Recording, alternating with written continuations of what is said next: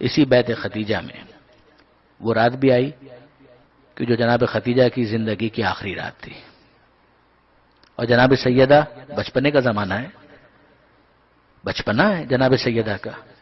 یہ بیٹی اتنی حساس ہے اپنے باپ کے معاملے میں کہ جناب سیدہ کا ایک نام ہے، ایک لقب ہے، ام ابیہا. کہہ رہے اس نے تو بیٹی ہو کر اپنے باپ کا ویسے خیال رکھا کہ جیسے ماں اپنی اولاد کا خیال رکھتی ہے. یہ اتنی حساس ہے، ام ابیہا ہے، اور وہ دیکھ رہی ہے کہ میری ماں کے جس نے میرے بابا کے لیے، دین کے لیے اتنی قربانیاں عطا کی، اب وہ اس کے جانے کا وقت آ گیا ہے، اس کی روح پرواز کرنے والی ہے. جناب ختیجہ کی وفات ہوئی. جناب ختیجہ شہادت بھی کہہ سکتے ہیں. 3 سال شیب ابی طالب کے اندر جو سختیاں بی بی نے برداشت کی ہیں، بلکہ بعض علماء تو یہاں تک کہتے ہیں کہ وہیں پر غذا کی قلت کے بعد یہ کیفیت ہو گئی تھی کہ ایک جڑی بوٹی کو بطور غذا استعمال کیا جس کے اندر بظاہر زہر تھا، کہ جس کا نتیجہ یہ نکلا کہ جناب ختیجہ کی صحت گرتی چلی گئی. اور پھر وہ شب آ گئی کہ جس کو یاد کرنے کے لیے آپ یہاں پر اس وقت موجود ہیں، کہ جناب ختیجہ سلام اللہ علیہا رخصت ہو رہی ہیں، اس دنیا سے جا رہی ہیں.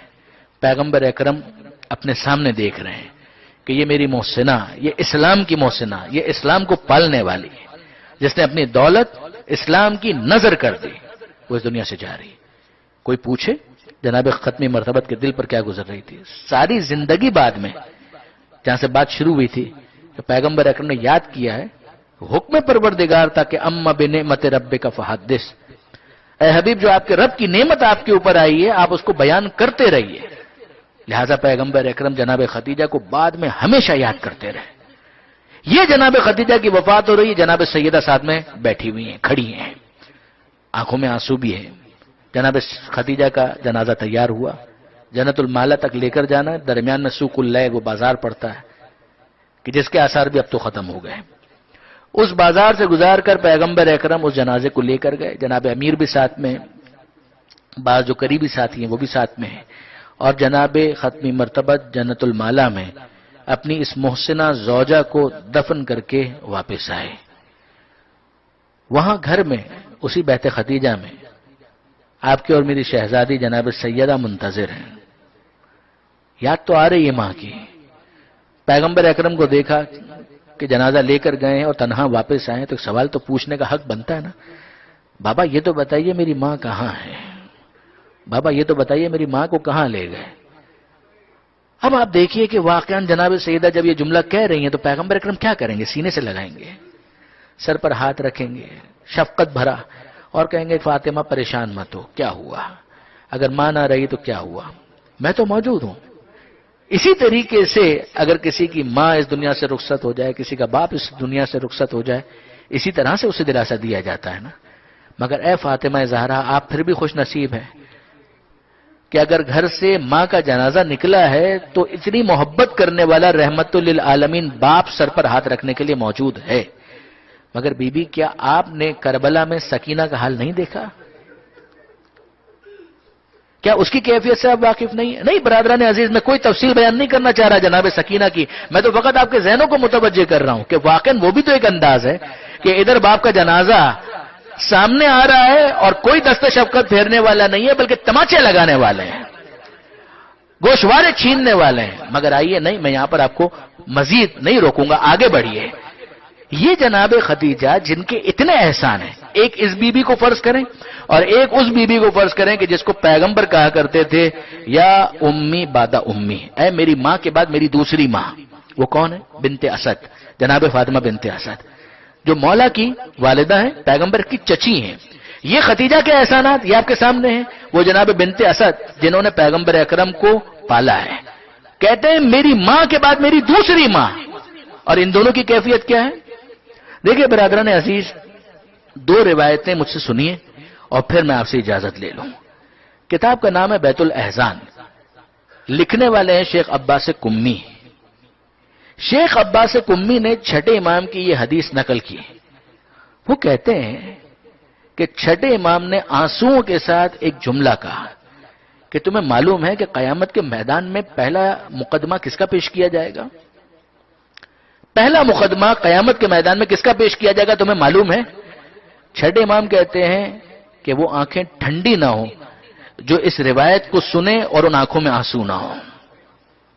آپ جانتے ہیں کہ میں سخت جملے کہنے کا عادی نہیں ہوں، مگر یہ چھٹے امام کے جملے ہیں. بیت الاذان شیخ عباس قمی کہتے ہیں، لوگوں نے کہا نہیں مولا ہمیں نہیں معلوم پہلا مقدمہ کس کا پیش ہوگا. ذہن میں آتا ہے نا کہ شاید علی اکبر کا مقدمہ پہلے پیش ہوگا، عباس کا مقدمہ پہلے پیش ہوگا، خود امام حسین کا مقدمہ پہلے پیش ہوگا، مگر نہیں. چھٹے امام کہتے ہیں پہلا مقدمہ زہرا کے اس لال کا پیش ہوگا جسے اس دنیا میں زندہ آنے کا بھی موقع نہیں ملا. وہ محسن کا مقدمہ ہوگا. اور محسن کا لاشا لے کر کون آئے گا؟ محسن کا لاشا لے کر آئیں گی جناب خدیجہ اور جناب بنت اسد. یہ دونوں بیویاں کہ جن کا اسلام پر احسان ہے، رسول پر احسان ہے، یہ دونوں بیویاں اس ننھے شہید کا لاشا لے کر آئیں گی اور کہیں گی کہ اے پروردگار، کیا زہرا کے اس لال کو دنیا میں آنے کا حق نہیں ملنا چاہیے تھا؟ یعنی جناب خدیجہ کو حق ہے یا نہیں کہ وہ کہیں کہ اے پروردگار، میں نے اپنا سب کچھ تیرے دین پر نثار کر دیا، کیا امت کو یہی سلوک کرنا چاہیے تھا میری زہرا کے محسن کے ساتھ؟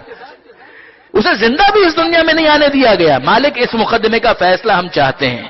جناب بنت اسد کہیں گی گویا کہ اے پروردگار، تیرا حبیب مجھے اپنی ماں کہا کرتا تھا، میرے علی کے لال کے ساتھ یہی ہونا چاہیے تھا. جناب بنت اسد اور جناب خدیجہ یہ مقدمہ پیش کریں گے. مگر اب سوال ذہن میں آتا ہے کہ محسن کا لاشا تو زہرا کے ہاتھ میں ہونا چاہیے تھا.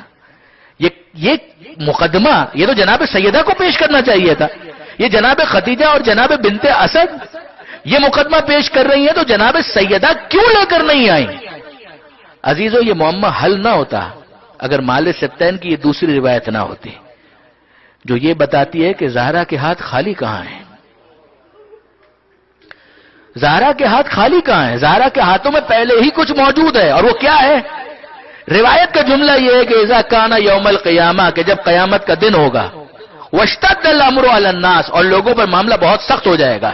بعث رسول اللہ امیر المومنین الی فاطمہ، اس وقت اللہ کا رسول کہے گا علی جاؤ فاطمہ زہرا کے پاس تاکہ وہ مسند شفاعت پر آئیں اور لوگوں کی شفاعت کے لیے خدا سے درخواست کریں.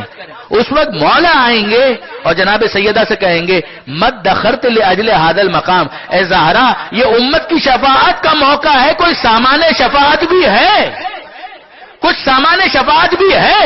اس وقت زہرا اپنے ہاتھوں کو ظاہر کریں گی اور بتائیں گی کہ کیا سامان شفاعت ہے. فاطمہ زہرا کہیں گی کفانا لاجل هذا المقام الیدان المقطوعتان من ابن العباس، اے ابو الحسن اس امت کی شفاعت کے لیے بہت کافی ہے. کیا کافی ہے؟ الیدان، دو ہاتھ بہت کافی ہیں. کون سے ہاتھ؟ المقطوعتان، کٹے ہوئے دو ہاتھ بہت کافی ہے. یہ دو ہاتھ کس کے ہیں؟ زہرا کہیں گی من ابن العباس، ارے یہ میرے بیٹے عباس کے دو کٹے ہوئے بازو امت کی شفاعت کے لیے بہت کافی ہے. الا ولعنۃ اللہ علی القوم الظالمین وسیعلم الذین ظلموا ایام انقلب